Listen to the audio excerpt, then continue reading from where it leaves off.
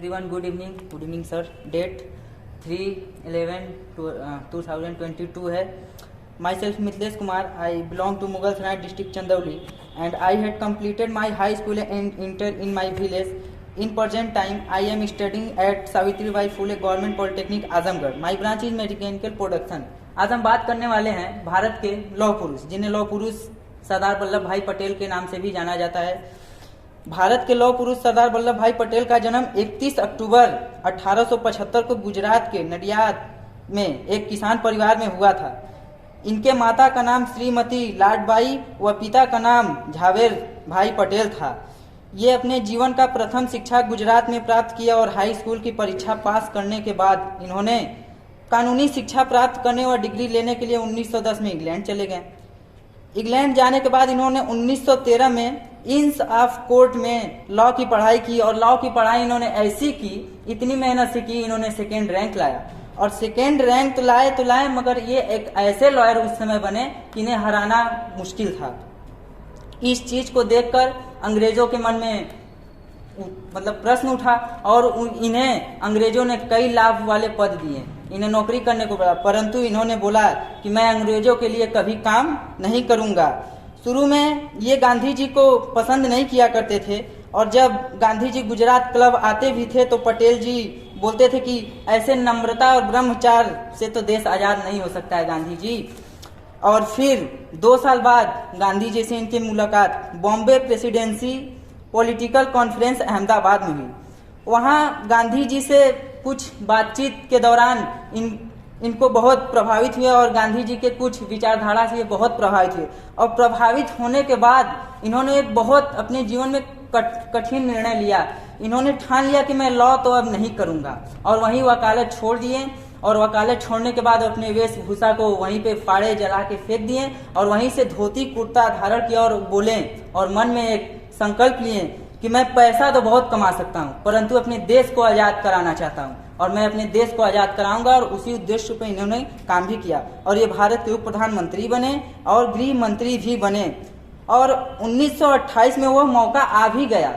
1928 में वो मौका आ गया और जब ये एक्चुअल लीडर बन के निकले, जब किसानों का टैक्स अंग्रेजों ने 6% से 22% तक बढ़ा दिया, अंग्रेजों ने किसानों का जमीन हड़पने लगे, तब किसान गांधी जी के पास गए और गांधी जी बिजी होने के कारण बोले कि सरदार वल्लभ भाई पटेल जी से आप लोग मिलें. और सरदार वल्लभ भाई पटेल जी से जब किसान मिले और अपने कहानी को बताया तो सरदार वल्लभ भाई जी पटेल ने बोले कि ये तो बहुत गलत हो रहा है. और उन्होंने वहीं से बारदौली सत्याग्रह का आंदोलन का नेतृत्व किया और अंग्रेजों को मजबूर कर दिया टैक्स माफ करने और वह किसानों की जमीन वापस करने. फिर अंग्रेजों ने इस बात को स्वीकार भी कर लिया और किसानों का जमीन वापस भी कर दिया और 6% से 22% जो टैक्स लगाए थे किसानों पर उसको मजबूर कर दिए. और वहां के लोग खुश होकर इनको बोले कि वल्लभ भाई पटेल, आप आज से वल्लभ भाई पटेल नहीं, हमारे लिए सरदार वल्लभ भाई पटेल हैं. जब अंग्रेज द्वितीय विश्व युद्ध के दौरान कमजोर पड़ चुके थे, तब अंग्रेजों ने निर्णय लिया कि अब भारत देश को उनका शासन सौंप दिया जाए और किसी ऐसे व्यक्ति को दे दिया जाए जो इसे चलाने के लिए सक्षम हो. तो ये बात जब कांग्रेस के एक इंटरनल वर्किंग कमेटी बैठी तो उसमें पहुंची और कमेटी में यह निर्णय भी लिया गया कि जो इस बार 1946 में अध्यक्ष चुना जाएगा वही स्वतंत्र भारत का प्रथम प्रधानमंत्री बनेगा. प्रधानमंत्री तो प्रथम जो थे सरदार वल्लभ भाई पटेल ही थे, परंतु कुछ नाराजगी की वजह से इन्हें उप प्रधानमंत्री बनना पड़ा. तो आइए जानते हैं. तो भारत का प्रथम प्रधानमंत्री बनेगा. तब गांधी जी ने चुनाव के माध्यम से बोला कि अध्यक्ष वही चुना जाएगा और चुनाव होगा इसका. जब चुनाव हुआ तो सभी प्रांतों ने चुनाव दिया तो उसमें 15 में से 12 लोगों ने सरदार वल्लभ भाई पटेल को वोट दिया और 2 लोगों ने कृपलानी को, और नेहरू जी के नाम पे तो एक वोट भी नहीं पड़ा. तो लोग हैरान और नेहरू जी नाराज हो गए. तो इन्हीं की नाराजगी की वजह से सरदार वल्लभ भाई पटेल को प्रथम प्रधानमंत्री का पद नहीं स्वीकार कर पाए. और गांधी जी और नेहरू जी के जब बीच बातचीत हुई तो गांधी जी ने खत लिखा और सरदार वल्लभ भाई पटेल के जेब में लिख दे दिया. और सरदार वल्लभ भाई पटेल जब खत को देखें तो उन्होंने कुछ भी नहीं बोला गांधी जी को, और बस इतना बोला कि मैं अपने अध्यक्ष पद के दावेदारी को वापस लेता हूं, और उन्होंने द्वितीय स्थान को प्राप्त कर लिया, यानी वो उप प्रधानमंत्री बनने के लिए तैयार हो गए और नेहरू जी प्रधानमंत्री बन गए। बनने के बाद उप प्रधानमंत्री लौह पुरुष सरदार वल्लभ भाई पटेल जी बन गए।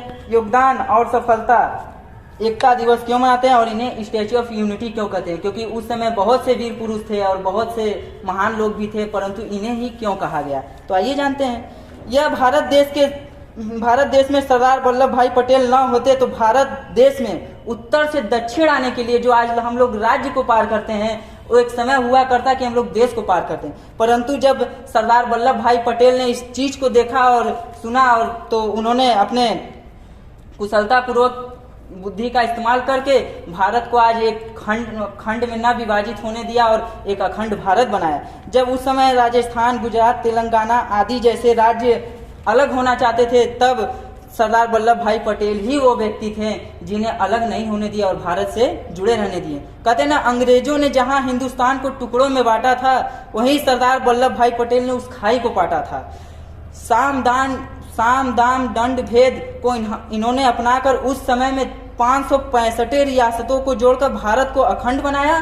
भारत पाकिस्तान बंटवारे के बाद ये कई राज्य उस समय पाकिस्तान से जुड़ना चाहते थे, परंतु सरदार वल्लभ भाई पटेल ने कुशलता से भारत को खंडों में विभाजित नहीं होने दिया और पाकिस्तान के साथ जुड़ने भी नहीं दिया।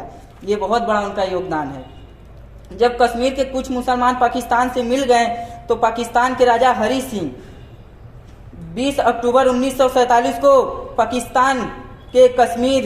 पाकिस्तान वाले के जो कुछ फौजी थे वो कश्मीर पर राजा हरि सिंह पर हमला कर दिए। तो राजा हरि सिंह सरदार वल्लभ भाई पटेल के पास आए और वो बोले, तो सरदार वल्लभ भाई पटेल बोले, हम तुमको बचा लेंगे, ये मेरी जिम्मेदारी, हम तुम्हें बचाएंगे, परंतु तुम एक एग्रीमेंट साइन करो कि हम भारत के साथ जुड़ने के लिए तैयार हैं। और ऐसा ही हुआ। हरि सिंह तो उस समय मारे जा रहे थे, तो उन्होंने सरदार वल्लभ भाई पटेल जी का हाथ पकड़ा और सिग्नेचर कर दिए। परंतु सरदार वल्लभ भाई पटेल इतने पढ़े लिखे थे कि वो संतुष्ट नहीं हुए, वो सिग्नेचर को मान्य नहीं समझे। उन्होंने क्या किया कि संविधान में एक बहुत छोटी सी संशोधन कर दिए। उन्होंने अनुच्छेद 370 में एक बदलाव किया कि संसद जब चाहे राष्ट्रपति की सहमति से धारा 370 को खत्म कर सकती है, और इसी चीज का फायदा उठाकर आज भारत में कश्मीर संपूर्ण रूप से जुड़ गया है। जो कभी पाकिस्तान कहता था कि मेरा है, कभी वो देश कहता था कि मेरा है, आज वो किसी देश का नहीं है, वो भारत का है। सरदार वल्लभ भाई पटेल ही वो महान व्यक्ति हैं जिन्होंने आज इस दिन को हम लोग को देखने के लिए छोड़ा था। गृह मंत्री के रूप में सरदार वल्लभ भाई पटेल को चुना गया, जिन्होंने भारत के सबसे बड़ी परीक्षा उस समय ICS, इंडियन सिविल सर्विसेज, भारतीय नागरिक सेवाएं हुआ करती थी, ये अंग्रेज लाए थे। भारतीय करण करके इन्होंने भारतीय प्रशासनिक सेवा IAS, इंडियन एडमिनिस्ट्रेटिव सर्विस बनाया। सरदार वल्लभ भाई पटेल को 1991 में भारत के सर्वोच्च सम्मान भारत रत्न से सम्मानित किया गया। यह अवार्ड उनके पौत्र विपिन भाई पटेल के द्वारा स्वीकार किया गया। सरकार पटेल जी के सम्मान में अहमदाबाद में एक हवाई अड्डा भी बनवाया है, उनके नाम से बनवाया है।